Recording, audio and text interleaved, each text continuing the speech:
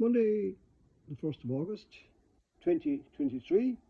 This morning I went for a good long walk and decided to do a little podcast of in track and field and athletics and sport, particularly now as the World Championships are coming up in Budapest before the end of the month, and hopefully I'll be there to watch them. Few slight corrections. When I was talking earlier this morning, I mentioned that Eamon Coughlin was not much under 14 minutes when he won in Helsinki, but actually I did him a disservice, just 13:28. I also couldn't think of Sonia's sister Gillian, whom I've stayed with when I over in Australia, and a few more aspects of I mentioned as well, because at that time I was doing everything off the top of my head as I walked around the front of my sister's house in Selbridge. Now I'm sitting out in the back and the rain has stopped. Well, we got no rain apart from showers today. So I got such a response from the first video. Already 300 people have watched it. I only did it for, I suppose, the fun. And I decided I'd continue and do it in excerpts of about half an hour, and to give me the opportunity to go through a lot of my athletic, not achievements really, but the joy that the sport has brought me down through the years in other sports as well. So I'm going to continue on the vein that I was in. At the time I was mentioning the time I was in Midleton and thinking about the athletes there, and the year I left in '77, that they did so well in the National Senior Championships. I think at least 5 or 6 medals, most of them were gold, and that for a very, very small club at a national championship is a huge achievement, especially there was no coach in the club, only myself, and just due to all, not mine coaching, so the ability of the other people that came during the summer and Christmas as well to help out during coaching in those athletes. And of course, the likes of the time Steve Ovett visited and ran against John Tracy in Midleton in the 77, and that inspired an awful lot of young people as well to continue the sport. That particular occasion was Ovett's first 5,000, and I know on grass that it was 13:53, which again seems slow enough, but that particular time he'd never run a 5,000, and John Tracy was second and Johnny Deegan was third, so it was a good class field. Going back again to that particular time, I mentioned how I was involved at school level as well as club level, and the achievements of the likes of Kathleen Glavin and Mary Fleming and Linda Barrett and Mary Fleming's sister Noreen. But the one thing I didn't I suppose elaborate on was the great talent that Mary Fleming had. As I said, she came into the school and we were picking teams to go to Dublin, or a couple of athletes for the trials for the European Catholic Student Games, and she we just did we chanced the sprints, so took them down to the council field just down the road from the school, and at the start of the sprint she fell and got up again and came with a devastating burst of speed. I said, this lassie is something special. So she finished fifth, so I ordered the race to be running again, and she won it easily. So she went up to Dublin with Kathleen Glavin, and the two of them were on the FISEC team for the European Championships. I think that particular one was in Maastricht in Holland, and again against very good opposition with a very good Irish team as well. I know that athletes like Marita Walton and other athletes like that, they use that as a kind of a stepping stone to their careers in athletics to our level. So anyway, Mary got a gold and a silver medal, as Kathleen did, and they were the first 2 medals ever that Mary Fleming won, and that's something. Never won a medal before, so the first competition ever, and to go out there to Europe and get a gold and a silver medal, that has never kind of been, I suppose, emphasised, because we just took it in our stride. The following year about 5 athletes went, and they won individuals, the likes of the Hartnetts, Bridie and Greta and Elizabeth O'Brien, I think, either won the cross country or finished second. And the following year, she couldn't make the school team. And I remember that I told you about the two Hartnetts, herself and Bridie Hartnett and Greta Hartnett, were on the B team, not the B team. They went on the intermediate team for the All Ireland schools up in Monaghan, and they won that. I think they finished third, fifth, and ninth. But the others were so strong that in the minor, or the junior, under 15, that you had the two Flemings, Mary and Noreen, Linda Barrett, were first, second, and third, and Mary McGrath was fourth, and she got no medal. That particular time, there were no medals for the team, so she finished fourth in Ireland and never got a medal, a school's medal. So that's, I suppose, strange in the world we're related in today. Now, again, before I leave Midleton, and I'm going back now, I think I will retrace my steps and maybe give an account of what involved me and what took my fancy in the sport of athletics. And I have the time now to do it because I'm recovering from this heart implant pacemaker. This bandage is still up there, so I have the opportunity to do it when I have the time. When I have the time, and it's something I wanted to do for a long, long time. Now, when I was growing up in Donaghmore, I was born there on 29th of December 1944. I was baptised that very day because they thought I was going to die. And I remember another occasion when the late Dave Guiney came to my silver jubilee, and the local the man that baptised me was doing the mass with me, and when he mentioned his, I suppose it wasn't an achievement, but his baptising me, he said, Dave shouted up, "It's a pity you didn't drown him," in the middle of mass. And of course the whole crowd were in stitches. And of course Dave wasn't able to make care of it, but he was a brilliant author, of course, and we soldiered together at many Olympics and other various events. But to get back to that, growing up, I just had a passion for running. I don't know why. It just, it was probably inbred in me, or inbuilt, because my dad was a runner, not maybe at national level, but certainly at local level. He would be up with the likes of the other neighbours who were actually won national titles, but he was a middle distance runner. So what I did when I was younger, I liked to be competitive, and the field at home where the school is built, between our house and the school, is a lovely patch, and I got feathers off the hens and put them around a circle. It's only about maybe 50-60 metres, and I kept running around in circles. Maybe I'm still running around in circles, but that was my first interest and love. And then getting a couple of canes and putting another one in the middle, and clothes pegs, trying to do high jump standing, which again I was so small that I wasn't able to jump very far, but the fact is I could measure. And I think it's a very important aspect of life, in any aspect, whether it's athletics or football, or to measure your capabilities, because you never know if you don't try what you're capable of if you don't try. So that was my recollection. I never ran in the sports about a mile down the road in Donaghmore Cross. They had a famous field which was all hills, and the famous meeting every year, and a good friend of mine was I suppose really the meet organiser. It wasn't officially called a meet organiser that time, but he got me writing and taking all the results. So I never competed because these were all for senior adult athletes.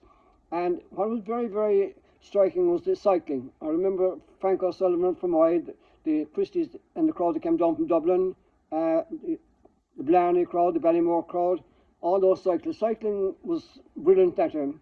And the cycling I enjoyed most was the devil take the hindmost. There could be 30 competitors in the race, and it could be 3 miles, and every lap the last guy had to drop out. So there was a scramble. I really, really enjoyed those particular races. And I went to those every year and got an interest in that. And I competed in Carlow when I was there, but again, it wasn't the in thing to be seen out training, so the only thing you train is during football. But I knew the value of having good lungs, so I went up and I went around the grounds, at night after night prayer before we went to bed, and walked around, taking in big deep breaths and building up my lungs. So when it came to the mile my first year, there was 120. Everybody went in the mile. It was between the junior house and the senior house, and it was the only 1 or 2 days in the year that the two houses could get together, the two groups, for the sports day. And I think I finished fourth in the mile. I know I struggled with one first year. I'd say there were two first years fighting out in the top 4 or 5 the whole way, and the other guy was Liam Salmon, who later captained Galway to win the All-Ireland senior football, and he managed Galway later, and he was a PE teacher, I think, in St Mary's College in Galway, if my memory serves me correctly. So that was my flirt with athletics. One particular year, I never took part in the sport. I started pitch and put in the college, and I made the greens 4 holes in the GA pitch out of bean tins, and I got a kind of an inkling to do that as well. And the day of the sports, most of the time during the sports, I went to the senior pitch on their course to practice. And I think I played about 120 holes during the day anyway, to practice, because there was a competition, and I knew there was going to be £5 for the winner, and that was a lot of money in 1960, I suppose, to 61 or 62 maybe, sometime around that, maybe 63, and I wanted to win that, which I did. It wasn't much credit to me because I had the whole thing kind of practiced, and it just shows the value of practice as well. And I know why I mentioned that now, but sport and running, my two favourites, a sport of running and golf. And that's the only kind of game I can play now, because I can run because of the trouble I had with my heart. So the golf was good. The only follow-up on that was the year I was ordained in 1968. The open sports were in Donaghmore, and at that stage, I was involved in any club or anything, so I decided, just to be for the fun of it, to run the 100 metres. And in that particular year, you had the open handicap, which means you could get anything from a metre to a yard that time to 3 or 4 yards of a handicap. So I got the limit in whatever was going, and I took my chance, and I won it. And my father said to me, the only reason now you won it, they left you because you were just a priest, just ordained. That was the time when I suppose people thought like that. And I didn't get much credit anyway for it from him, Lord invest in him.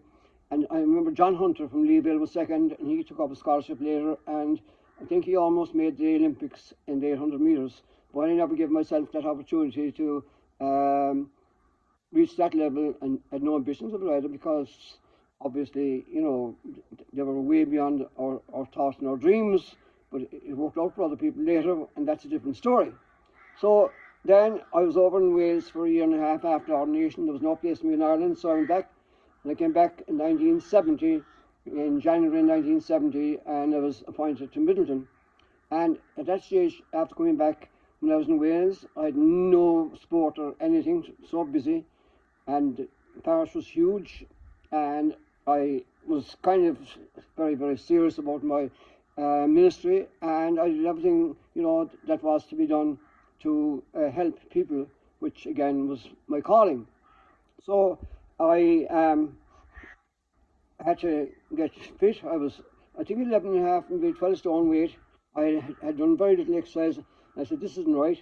So I started playing badminton in the town hall in Middleton, and that kept me fairly fit anyway. It got me a bit fitter. I started playing hurling with Middleton until I got a belt of hurling from Lord Mercy. He only died a couple of weeks ago. Martin Condon, he was managing director of Cabinets in Charleville, but that time he lived in Ballinacurra near Middleton. There was a huge rivalry between Ballinacurra and Middleton. I was playing for Middleton. Actually, it was the first match ever played, I think, It wasn't the official opening, but it was the first match played in the new, at the time, the sports field at the GA field in Aghada. So he gave me a break into my hand, and I think my hand was broken, and that finished me with the hurling. So I said I had to try something else, and the running was still in my mind, like, would I do it, and wouldn't I, and I did.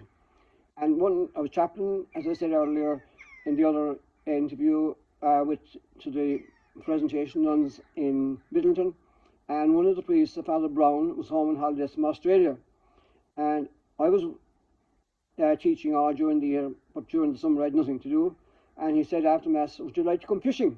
I said I'd love to go fishing, and we went on the boat out in Cork Harbour, and we caught a multitude of fish, to like the gospel story, and he gave me a bag of them, as much as I could carry home, and I was passing the council field. I remember I mentioned earlier where Mary Fleming made her debut as a runner, for trials to get on to go to Dublin for the trials for the FISA Games, and what am I going to do with all these fish?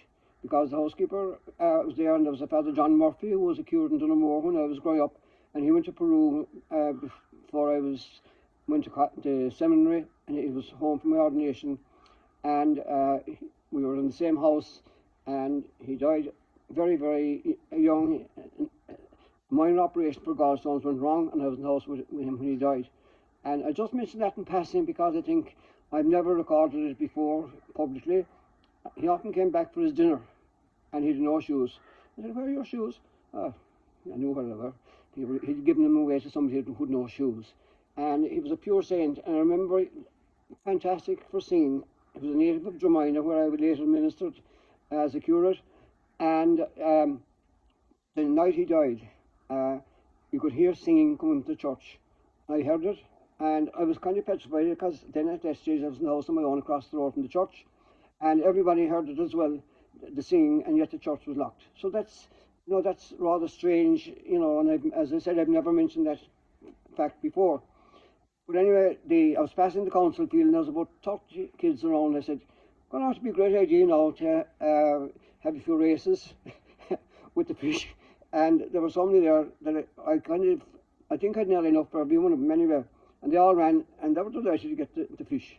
The miracles of the loaves never arrived for a while anyway, but it was the miracles of the fish. And I remember one particular fellow, one of the Hartlets, it could be Pat or one of them anyway, went home and took the fish, put it into a silver paper, and put it into the fridge or the deep freeze, and I'd say his mother had to throw it out after a couple of years because it had gone off. So that was the store that they, I suppose, had for fish. And again, the athletics, as the 7 years I was there, we had a fantastic time. So in 1972, the All-Ireland Track and Field Championships are up in Strabane, the new track across from Letterkenny.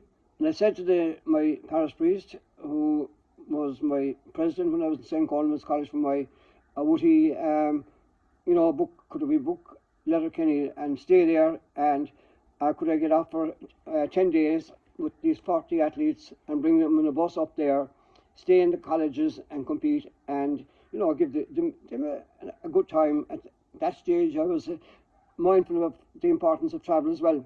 So we took 40 people up, including Liam O'Brien and all those others now that I've been talking about, with a marvellous. Some of them, I think, the Flemings at that stage hadn't even come into the club. This is 1972, and the whole thing cost. We got a tourist CIE bus, all our food with us. We stayed in Newlands in Letterkenny. Then we went to the African Mission, or Summerhill College in Sligo. I always remember the underground, that place for the indoor football. That there was no light in it. It was all underground. And then we went to the African Mission College in Ballinafad on the way home. And it was a marvellous 10 days. It cost £6 each, which is amazing. You wouldn't get anywhere now at £6. It was, and that was the first book I did. Maybe the second one, first book I did. I did the story of that and put into a kind of a magazine form. So that was a huge experience. And then I outlined already in my last podcast, or whatever you like to call it, what I did during the time in Middleton. It was marvellous. In that particular year as well, mind you, I thought I mightn't get away with it, but I did. The Munich Olympics were on, so again I went to my PP and he said, look, I won't stop you. Go away. You're entitled to holidays. The other thing was a side issue. So you can go off to the Olympics in Munich. And there was a guy from Donegal, P.J. Carlin. He was an inspector for the Department of Agriculture, inspecting potatoes, and I knew there was a herring man down in Ballymore in Cove, or maybe out near the castle now, Belvelly Castle. And I met him actually at one of these Cox, track and field meetings. We used to have track and field, then East Cork, and again, it was the only opportunity I had when I got fit is to run in those. And I think one year I think I got a medal in the 1, the 2, the 4 and the 800 at that particular stage, which was, I didn't take any cracking notice, but it was only just go out. I was doing my own little bit of training with the athletes, and I wasn't taking it serious for myself. So PJ was saying he was going to Munich, and he had a Volkswagen variant. So I went off to Munich anyway, and he actually drove over there and had the car in Munich. And one particular morning he said, I'm heading off now down to Budapest and, going to Vienna and a few more places. Would you like to come with me? Off, dropped everything, went off. And I remember going in and coming to one of the border posts, going into Hungary, and we were met by, it was the nearest way to get to Budapest, and we were stopped, and we wanted to go, and no way would they let us through. And we were kind of persuasive, and next thing, the gun came out, and that wasn't long, quite near Cop, and we headed off to a different route and got to Budapest. And again, we spent about 2 hours filling up forms, and PJ says to me, Lord Mercy him now, I think he only died recently. He said, look, we've enough of this, we've no life here. So we packed our bags and went back to Munich again. But it was a huge experience, as were the Olympics, because that was my first Olympics in 1972. And it was very, very casual in a sense, because I remember Donald Burke, he's living now in Whitechurch, where I later ministered. And sitting next to him at the stadium, and he said, yeah, there's no trouble, you can make your own pass and you can come in, and he did, and I did, and I left my cameras and stuff. I was going to the Olympic Village, not every day, because I knew a lot of the athletes. I knew Margaret Murphy, obviously, and I knew Mike Keogh, who had joined Middleton. His mother was from there, and John Hartlett and Johnny Welch, they were all, the three of them were in the 5,000. So, and Fahim McSweeney in the 400 metres. And, in and out, I was in and out to the Olympic Village every day for my dinner. And at a stage, I got so familiar that I didn't even bring in or bring the cameras with me. I left them there until the following day. And this particular night, I had a green tracksuit on me, the first tracksuit I ever got, and it was inscribed in the back of it with Middleton AC. And one particular night I was going in, and a man pointed, he said, which country? McDermott, which country? And I said, it's one of the new African states.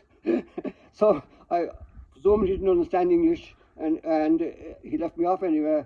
But the whole thing changed then, and I had a big job to get in to get my cameras after the shooting, which was only just the Israeli athletes being taken out, because the security got very, very strict indeed.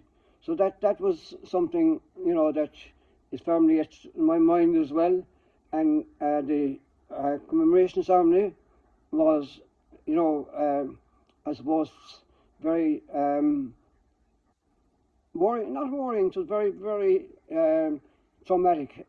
And a few days before that, I'd gone to Dachau concentration camp to visit, and it reminded me of, the terrible atrocities that had happened during the war, and what had happened there in Munich at that particular time, and what subsequently followed in following years, and is still happening as I speak in places like Ukraine and other areas of the world. So that was the set up in the Olympic Games, the first one. Again, I went off to Montreal then in '76 when I was still in Middleton, again, the fact at that stage, Padraig Griffin at Marathon Magazine asked me would I take a few pictures. So I was up in the stand and taking the pictures, and you know, I was delighted to be able to do that and contributed for the old Marathon Magazine before I took over. And that was a fantastic race. And I suppose Eamon Coughlin finishing fourth in the 1500 metres was a kind of a setback, because I'm convinced that if he had his tactics right, he led too soon, he had enough speed to beat John Walker.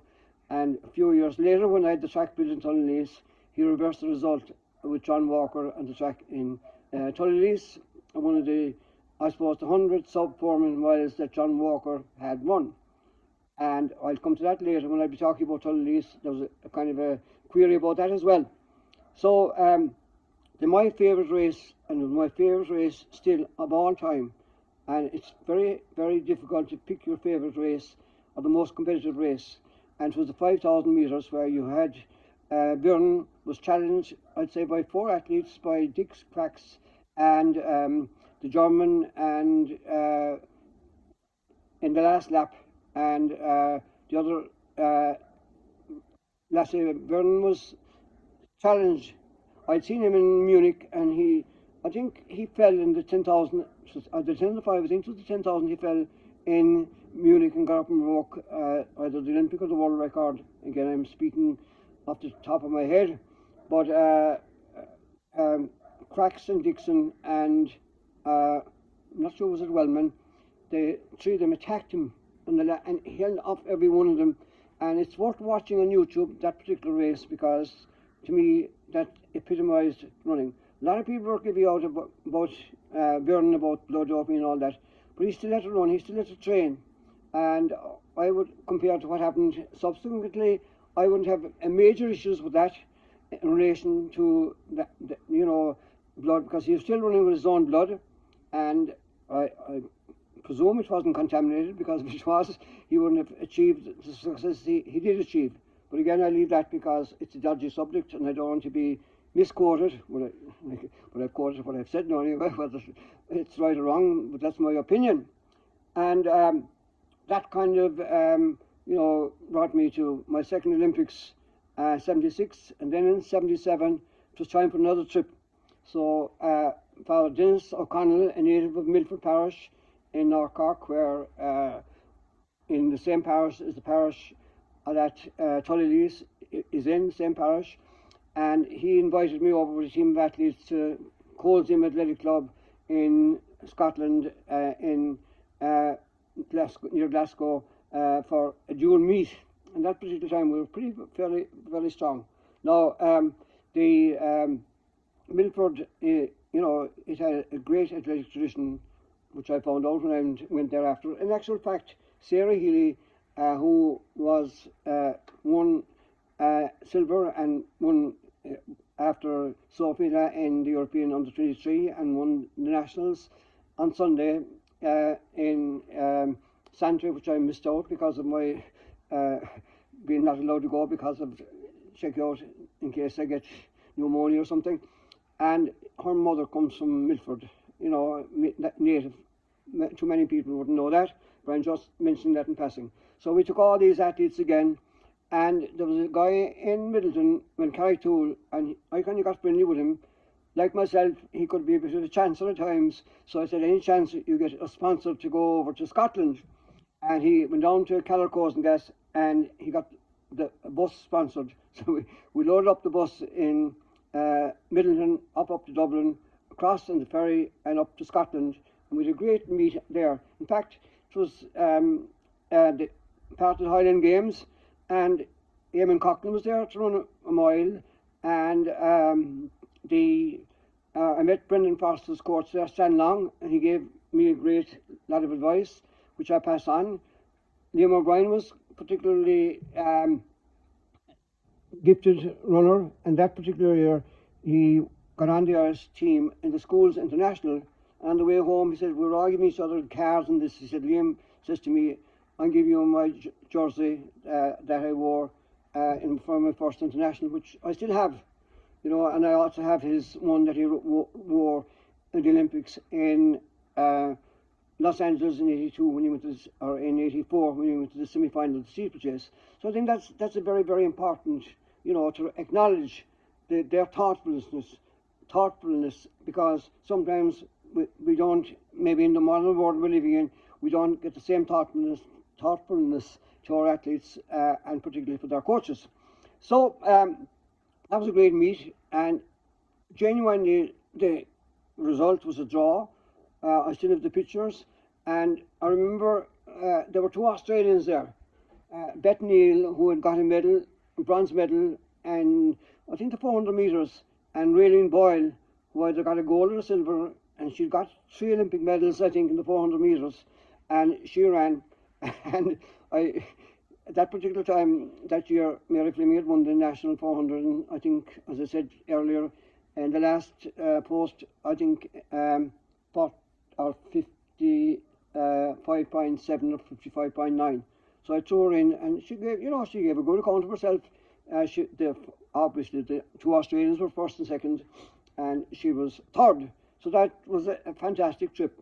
And coming back, we went to visit Glasgow Celtic, and we didn't meet Jock Steen, we met the assistant manager, Sean Fallon from Donegal, who died since, and we had a marvellous trip. We came back to Liverpool, and we had about 6 hours to spare before our boat was to sail. So I said, we'll go in now to the cathedral, or to Liverpool, to see the new cathedral. So off we went. I think Jerry Wallace, I'm not sure who else was going. I was on to bring Liam O'Brien, he wouldn't come, so he stayed behind to mind the gang. And I saw all the buses going over, all the red scarves and things. I said, there must be a match or something on. So instead of going to see the cathedral, Lord forgive me, but I went off, and we went off to Anfield, and it was the first match that Liverpool were playing after they winning the European Cup, their first European Cup,